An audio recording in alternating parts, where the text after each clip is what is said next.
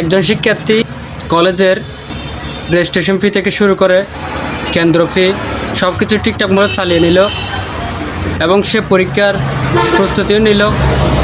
পরীক্ষা দেওয়ার 1 ঘন্টা আগে জানতে পারলো যে তার রেজিস্ট্রেশনটা হয়নি। এর কোনো মানে হয়? আসসালামু আলাইকুম ভিউয়ার্স, আশা করি সবাই ভালো আছেন। আমি মোহাম্মদ ফয়সালুল ইসলাম। আজ অত্যন্ত দুঃখজনক একটি বিষয় নিয়ে আমি আপনাদের সামনে হাজির হলাম। আপনি যদি একজন শিক্ষক হন কিংবা একজন শিক্ষার্থী হন, আমার কথাগুলো আপনার একটু মনোযোগ দিয়ে শোনা উচিত। যারা স্কুল কলেজের শিক্ষার্থী আছে তারা সবারই একটা স্বপ্ন থাকে যে তারা পুরো বছর লেখাপড়া করার পর সঠিক সময় তারা পরীক্ষাটা সুন্দরভাবে দিবে, সুন্দরভাবে শেষ করবে এবং তাদের এই স্বপ্নগুলো বাস্তবায়নের সম্পূর্ণ দায়িত্ব হচ্ছে শিক্ষা প্রতিষ্ঠানের প্রত্যেকটি শিক্ষকের।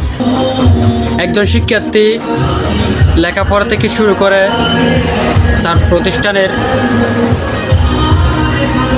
সব ধরনের কাজকর্ম স্টেপ বাই স্টেপ শেষ করে সে যদি পরীক্ষা দেওয়ার 1 ঘন্টা আগে জানতে পারে যে তার রেজিস্ট্রেশনটা হয়নি, তখন তার মতো হতভাগা এবং তার মতো দুর্ভাগা দ্বিতীয় কেউ হতে পারে না। এমন একটি জ্বলন্ত উদাহরণ আমার চোখের সামনে ঘটেছে XYZ অন্য একটি কলেজে। আমি এখানে প্রমাণ দিতে চাচ্ছি না কার সাথে ঘটেছে, কোন কলেজে ঘটেছে, তবে আমি সবার কাছে হাত জোর করে অনুরোধ করছি যে যারা যে প্রতিষ্ঠানের দায়িত্বরত আছেন তাদের সবার উচিত তাদের কাজগুলো ঠিকঠাক মতো করার চেষ্টা করা, কোনো কাজে অবহেলা না করা। কারণ একজন শিক্ষার্থীর স্বপ্ন বাস্তবায়নের দায়িত্ব নিয়েছেন আপনারা।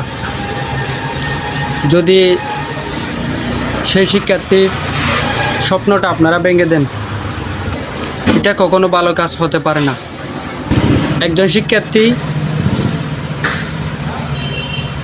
কলেজের রেজিস্ট্রেশন ফি থেকে শুরু করে কেন্দ্র ফি সব কিছু ঠিকঠাক মতো চালিয়ে নিল এবং সে পরীক্ষার প্রস্তুতিও নিল, কিন্তু পরীক্ষা দেওয়ার 1 ঘন্টা আগে জানতে পারলো যে তার রেজিস্ট্রেশনটা হয়নি। এর কোনো মানে হয়? এটা কোনো কথা? তো আমি এখানে কারোর সাথে কোনো প্রতিবাদ করতেছি না কিংবা আমার কোনো অভিযোগ জানাচ্ছি না। তবে যে প্রতিষ্ঠানের দায়িত্বরত আছেন এবং আপনারা যারা শিক্ষার্থী, সবাইকে সবার কাজ ঠিকভাবে নির্ভুলভাবে চালিয়ে যাওয়ার চেষ্টা করা উচিত। ভুল হতে পারে মানুষের, তবে এত দীর্ঘ সময়ের মধ্যে এত বড় ভুল হতে পারে না, এটা সম্ভব না। তো আপনারা যারা শিক্ষকরা শিক্ষা প্রতিষ্ঠানে দায়িত্বরত আছেন সবার কাছে আমার বিনীত অনুরোধ, আপনারা সবাই আপনাদের দায়িত্বগুলো আল্লাহর হস্তে সঠিকভাবে নির্ভুলভাবে করার চেষ্টা করবেন। আমার এই অনুরোধটি আপনাদের কাছে রইল।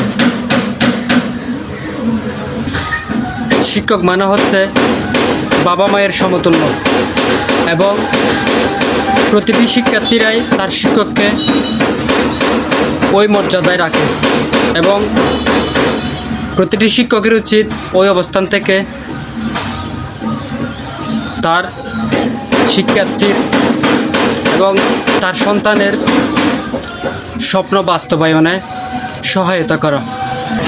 সো আমার এতটুকুই অনুরোধ, আপনারা প্রতিষ্ঠানের যে যে দায়িত্বে আছেন সবাই সবার অবস্থান থেকে আপনাদের দায়িত্বগুলো সঠিকভাবে পালন করার চেষ্টা করবেন। এর জন্য আমি বিনীত অনুরোধ করছি। আসসালামু আলাইকুম।